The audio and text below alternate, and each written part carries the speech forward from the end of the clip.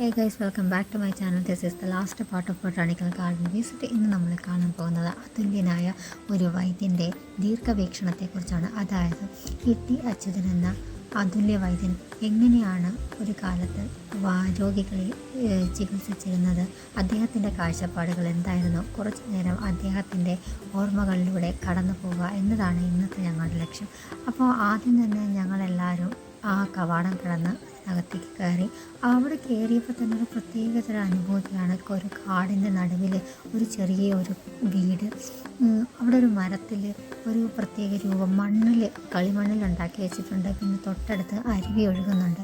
ഇത് അദ്ദേഹത്തിൻ്റെ ഏറ്റവും വലിയ രചനകളിലൊന്നാണ്. അതായത് ഹോർത്തൂസ് മലബാറിക്കസ് ഒരു ബ്രിട്ടീഷുകാർ എഴുതിയെടുത്തതാണ്. കാരണം അദ്ദേഹത്തിൽ നിന്ന് കേട്ട് മനസ്സിലാക്കിയ അറിവുകൾ വെച്ചിട്ട് ഓരോ ചികിത്സാ രീതികളെക്കുറിച്ച് എഴുതിയ ബുക്കിൻ്റെ ഒരു മോഡലാണ്. ഇതിപ്പോൾ ഇരിക്കുന്നത് ഇംഗ്ലണ്ടിലാണ്. ഇനി നമ്മൾ അതിനകത്തോട്ടാണ് കടക്കാൻ പോകുന്നത്. സത്യം പറഞ്ഞാൽ ഈ ഒരു പോർഷനിലൊക്കെ കയറുമ്പോഴത്തേക്ക് എനിക്ക് തോന്നിയത് നമ്മൾ ആ ഏഴാറിവ് സിനിമയൊക്കെ ഇല്ലേ, അതൊക്കെ തന്നെയാണ്. പിന്നെ അവിടെ ഒരു ആർട്ടിഫിഷ്യൽ, ഇപ്പോൾ കാണുന്നത് ഒരു ആർട്ടിഫിഷ്യൽ പോണ്ടാണ്. ഇതിന് ചുറ്റും സസ്യസമ്പത്താണുള്ളത്. അതായത് ഇതിലെ വെള്ളം വറ്റുമ്പോഴത്തേക്ക് അതിന് ചുറ്റുമുള്ള സസ്യസമ്പത്ത് നശിക്കും. അതുകൊണ്ട് തന്നെ കൺസർവേഷൻ ഓഫ് ബയോഡൈവേഴ്സിറ്റി, അതാണ് അവർ മെയിനായിട്ട് ഉദ്ദേശിക്കുന്നത്. പിന്നെ ഒരു ചെറിയൊരു പാലങ്ങളൊക്കെ ഉണ്ടായിരുന്നു. ഞാനതിങ്ങനെ ക്രോസ് ചെയ്ത് പോയി. എൻ്റെ കൂടെ എൻ്റെ ഫ്രണ്ട് ഭാനുഗോപിയുണ്ട്. പിന്നെ നല്ല പുൽത്തകിടിയാണ്. സത്യം പറഞ്ഞാൽ ഇവിടെ ചെരുപ്പിടാതെ നടക്കണം. എന്നാലേ അങ്ങനെയാണ് പഴയ ചികിത്സാ രീതികൾ പ്രകാരം ചെരുപ്പിടാതെ നടക്കണം. പെട്ടെന്ന് എനിക്ക് അവിടെ ഒരു വലിയൊരു മരം കണ്ടപ്പോഴത്തേക്ക് ഞാൻ ഓടി ആ മരത്തിൻ്റെ അടുത്തേക്ക് പോയി. കാരണം എന്ന് വെച്ചാൽ അവിടെ ഒരു സത്യം പറഞ്ഞാൽ എവിടെയെങ്കിലും ചെന്ന് അവിടുത്തെ എന്തെങ്കിലും ഓർമ്മകൾ തിരിച്ചു കൊണ്ടുവരാൻ എൻ്റെ കയ്യിൽ സൂക്ഷിക്കാൻ വേണ്ടിയിട്ട് അതിനകത്തുനിന്നൊരു ബാർക്കെടുക്കാനാണ് പോയെങ്കിൽ അവിടെ ഒരു വെറൈറ്റി ആയിട്ടുള്ള ഒരു വണ്ടിൻ്റെ കൂട്ടത്തിനെ കണ്ടു. നല്ല രസമുണ്ടായിരുന്നു. വ്യത്യസ്തമായ ചിത്രപ്പണികളോട് കൂടിയ വണ്ടായിരുന്നു. പിന്നെ ഞാൻ അവിടുന്ന് ഓടി ആചാര്യൻ്റെ അല്ലെങ്കിൽ ആ വീട്ടിലേക്ക് കയറാനുള്ള ശ്രമം തന്നെയായിരുന്നു. ഒരു കുഞ്ഞു വീട്, കല്ല് വെച്ച്, അതായത് ചെങ്കല്ല് വെച്ച് ഉണ്ടാക്കിയ ഒരു വീടിൻ്റെ പടവ്. പിന്നെ ഞാൻ ആ വീട്ടിനകത്ത് കയറി ഒരു തുളസിക്കതിരൊക്കെ എടുത്ത് തലയിൽ വെച്ച് അതിനുശേഷം കുറച്ച് നേരം അദ്ദേഹത്തിൻ്റെ ഒരു പ്രതിമ അവിടെ ഉണ്ടാക്കി വെച്ചിട്ടുണ്ട്, ശില്പം ഉണ്ടാക്കി വെച്ചിട്ടുണ്ട്. അതിൻ്റെ അടുത്ത് ഞാൻ കുറച്ച് നേരം ഇരുന്നു. അതിനുശേഷം അദ്ദേഹത്തിൻ്റെ കാതിൽ ചുമ്മാ എന്തൊക്കെയോ പറഞ്ഞു. കാരണം നമ്മൾ ഈ ചില അമ്പലങ്ങളിൽ ചെല്ലുമ്പോഴത്തേക്ക് നന്ദിയുടെ ചെവിയിൽ പറയാറില്ലേ ചില കാര്യങ്ങളൊക്കെ, അതൊക്കെ നടക്കുമെന്നല്ലേ പറയാറ്. അതുപോലെ ചുമ്മാ എനിക്കൊന്ന് പറയാമെന്ന് തോന്നി. പിന്നെ അവിടുന്ന് കുറച്ച് നേരം ഇരുന്നതിന് ശേഷം ഞങ്ങൾ പുറത്തിറങ്ങി. പിന്നെ അതിൻ്റെ ആ ഫോണ്ടിൻ്റെ സൈഡിൽ കൂടെ ഞാനിങ്ങനെ നടന്ന് വരുവാണ്. ആ മതിലുകളിൽ മൊത്തം ഓരോ വചനങ്ങളൊക്കെ എഴുതി വെച്ചിട്ടുണ്ട്. ക്രിസ്തീയ വചനങ്ങളല്ല കേട്ടോ, ആയുർവേദവുമായിട്ട് ബന്ധപ്പെട്ട കുറേ വചനങ്ങൾ. പിന്നെ ഞാൻ അതൊക്കെ നോക്കി. സത്യം പറഞ്ഞാൽ അവിടെ നിന്ന് തിരിച്ച് വരണമെന്ന് തന്നെ ഉണ്ടായിരുന്നില്ല. അങ്ങനെ പുറത്തിറങ്ങി. പിന്നെ കുറച്ച് നേരം ആ അരുവി ഇങ്ങനെ നോക്കി. അത് ആർട്ടിഫിഷ്യൽ അല്ല, അത് ഒറിജിനലാണ്. ചില സമയത്ത് നല്ല കുത്തൊഴുക്കുണ്ട്, ഇപ്പോഴും നല്ല ഒഴുക്കുണ്ട്. പിന്നെ ഞാൻ എൻ്റെ ഫ്രണ്ടിൻ്റെ കൂടെ ഇങ്ങനെ നടന്നു വരികയാണ്, അലീഷ. പിന്നെ ഞങ്ങൾ രണ്ടും ഇങ്ങനെ സ്റ്റെപ്പ് കയറി എങ്ങനെയോ കരയ്ക്ക് എത്തി. കയറിയിട്ട് തീരുന്നില്ല. പിന്നെ സത്യം പറഞ്ഞാൽ രാവിലെ 8:30 ഞങ്ങൾ അതിനകത്തോട്ട്, അതായത് ഒരു മലയുടെ മുകളിൽ നിന്ന് താഴേക്ക് ഇറങ്ങി പോയതാണ്. ഇപ്പോൾ ഒരു 1:30 തിരിച്ച് കയറിയപ്പോൾ. അപ്പോഴത്തേക്കും ഞാൻ ഓൾറെഡി തളർന്നു. അങ്ങനെ ഒരു തുണിൽ പിടിച്ച് ഞാനിങ്ങനെ ക്ഷീണിച്ച് അവിടെ ഇങ്ങനെ നിൽക്കുകയാണ്. ശ്വാസം എടുക്കാൻ പോലും പറ്റുന്നില്ല, അത്രയ്ക്കും ഞാൻ തളർന്നു. അതിനുശേഷം ഫുഡ് കഴിക്കാൻ പോകുന്നതിന് മുമ്പ് അവിടെ ഒരു സ്ഥലത്ത് അവിടുത്തെ തന്നെ ഒരു സ്റ്റാഫ് ഉണ്ടാക്കിയ ധന്വന്തരി പ്രതിമ ഉണ്ടായിരുന്നു. അപ്പോൾ അവിടെയും കയറിപ്പോയി. പിന്നെ ഇപ്പം ഞാൻ പോയിക്കൊണ്ടിരിക്കുന്നത് ഒരു കല്ലായി മാറിയ ഒരു മരത്തിൻ്റെ അടുത്തേക്കാണ്. ഇതൊരു ഡൈനോസറുകളുടെ കാലത്തുണ്ടായിരുന്ന ഒരു മരമാണെന്ന് പറയപ്പെടുന്നു. അത് അതിനുശേഷം അതൊരു കല്ല് പോലെ ആയി. ശരിക്കും അതൊരു മരമാണ്. അതിനുശേഷം പിന്നെ നമ്മൾ പഠിച്ചിട്ടുണ്ട് ആൽഗെ, ഫഞ്ചെ, ബ്രയോഫൈറ്റ, ടെറിഡോഫൈറ്റ, അങ്ങനെ ഉള്ള പ്ലാന്റ്സ്. അപ്പോൾ ആ പ്ലാന്റ്സൊക്കെ ഇങ്ങനെ കണ്ടുകൊണ്ടിരിക്കുകയാണ്. വളരെ അത്ഭുതം തോന്നി. പലതും എൻ്റെ ജീവിതത്തിൽ ഞാൻ ആദ്യമായിട്ടാണ് പല പ്ലാന്റ്സും തന്നെ കാണുന്നത്. ഇതൊന്നും പുറത്തങ്ങനെ കാണാൻ പോലും കിട്ടില്ല. പിന്നെ അത് കഴിഞ്ഞിട്ട് ഞാൻ തളർന്ന് അവിടെ ആ സ്റ്റെപ്പിൽ അങ്ങ് ഇരിക്കുകയായിരുന്നു. അത്രയ്ക്ക് ക്ഷീണിച്ചു കേട്ടോ നടന്ന്. പിന്നെ അവിടെ പാമേറ്റ ഉണ്ടായിരുന്നു. അതായത് ഡിഫറെൻറ്റ് ടൈപ്പ് ഓഫ് പാംസ് അതിനകത്തുണ്ട്. പക്ഷേ അതിനകത്തുള്ള കയറാനുള്ള സമയമൊന്നും ഉണ്ടായിരുന്നില്ല. അതുകൊണ്ട് ഞാൻ ജസ്റ്റ് അതിനകത്തോട്ട് കയറി പിന്നെ പുറത്തോട്ട് വന്ന് ജസ്റ്റ് അതൊക്കെ ഒരു റീലെടുക്കുന്ന രീതിയിൽ അതിന് വേണ്ടിയിട്ട് കയറി. പിന്നെ ഇങ്ങനെ പല പല മോഡൽസിൽ ഇങ്ങനെ ഈ ബുഷ് പ്ലാന്റ് ഇങ്ങനെ കട്ട് ചെയ്ത് വെച്ചിട്ടുണ്ടായിരുന്നു. പിന്നെ ആ ഒരു ഭാഗത്ത് ഞങ്ങൾ പുറത്തോട്ടിറങ്ങി. ഇപ്പം ഞങ്ങൾ പോകുന്നത് ഫുഡ് കഴിക്കാനാണ്. കണ്ട സ്റ്റെപ്പൊക്കെ ഈ മുള വെച്ചിട്ടാണ് ഉണ്ടാക്കി കൊണ്ടുവന്നത്. ഇനി ഫുഡ് കഴിക്കാൻ പോയി. ഞങ്ങൾ അവിടുത്തെ ക്യാൻറ്റീനിൽ തന്നെയാണ് ഫുഡ് കഴിച്ചത്. അത് ബിരിയാണി ആയിരുന്നു. കഴിച്ചിട്ടും തീരുന്നില്ല. അതിനുശേഷം പിന്നെ ഗാർഡനിലേക്ക് പോയി.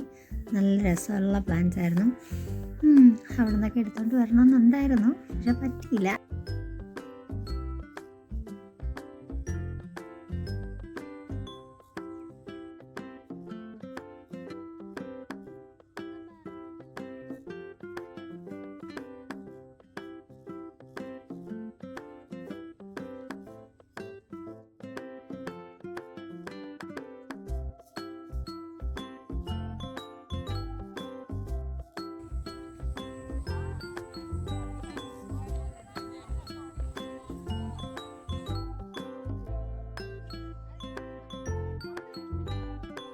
പിന്നീട് ഞങ്ങൾ ടിഷ്യൂ കൾച്ചർ ടെക്നിക്ക് പഠിക്കാനായിട്ട് പോയി. അവിടെ ഞങ്ങളെ ഹെൽപ്പ് ചെയ്തത് അനിൽകുമാർ സാറാണ്. അതിനകത്തേക്ക് പ്രവേശനമില്ല.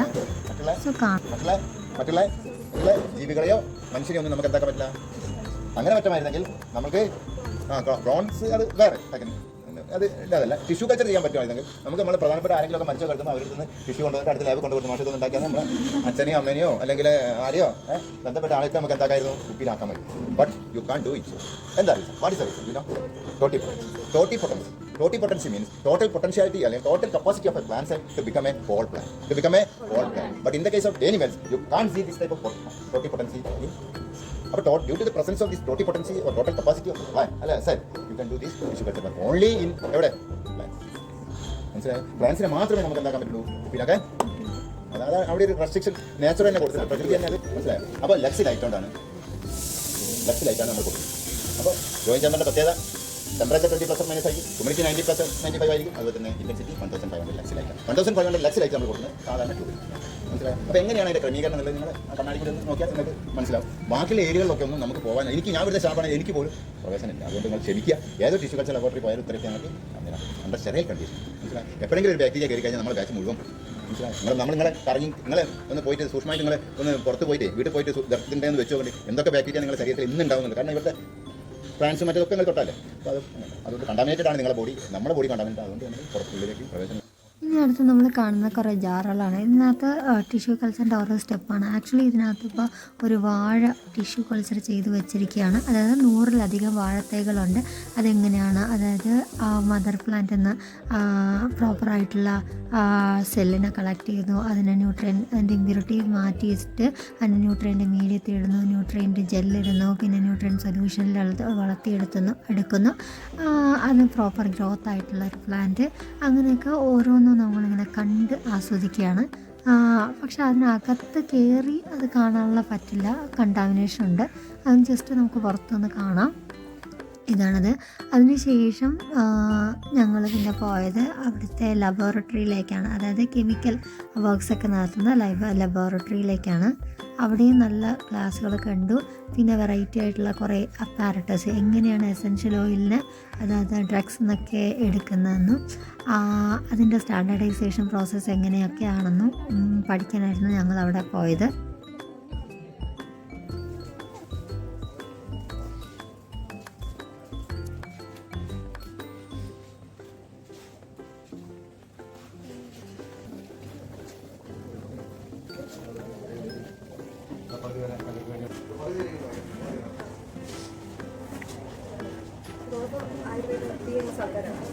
ഫസ്റ്റ് ഇയേഴ്സ് ആണ്. സെക്കൻഡ്. അപ്പോൾ നിങ്ങളെന്താ BMS ചെയ്യുന്നത് മീൻസ് അതായത് നമ്മളെ രോഗങ്ങൾക്ക് അല്ലെങ്കിൽ നിങ്ങൾ ആയുർവേദ സൊല്യൂഷനാണ് നിങ്ങൾ തരുന്നത്. അതായത് നമ്മൾ അലോപ്പതി മെഡിസിൻസ് എടുക്കുന്നതിന് പകരം ആയുർവേദ സൊല്യൂഷൻ എന്തുണ്ട്, ആയുർവേദ പരമായിട്ട് അല്ലെങ്കിൽ നാച്ചുറൽ ആയിട്ട് എന്ത് സൊല്യൂഷൻ തരാൻ പറ്റും എന്നാണ് നിങ്ങൾ പഠിക്കുന്നത്. അപ്പോൾ നിങ്ങളിപ്പോൾ ഒരു മരുന്ന് സജസ്റ്റ് ചെയ്യുകയാണ്. അപ്പോൾ അതിന് എന്തെങ്കിലും ഒരു കണ്ടന്റ് ഉണ്ടാവുമല്ലോ, വെറുതെ നിങ്ങളൊരു മരുന്ന് പറഞ്ഞു കൊടുക്കുമല്ലോ. അപ്പോൾ നമ്മൾ പനി വരുവാണ്, അപ്പോൾ നിങ്ങൾ എന്താ ചിലപ്പോൾ നമ്മൾ തുളസി, ചുക്ക് അങ്ങനത്തെ സാധനങ്ങളൊക്കെ യൂസ് ചെയ്യും. അല്ലെങ്കിൽ പോട്ടെ നമ്മൾ ഫേസിൽ. അപ്പോൾ ഈ വീഡിയോ ഇത്രയൊക്കെ ഉള്ളൂ. Tata, bye bye.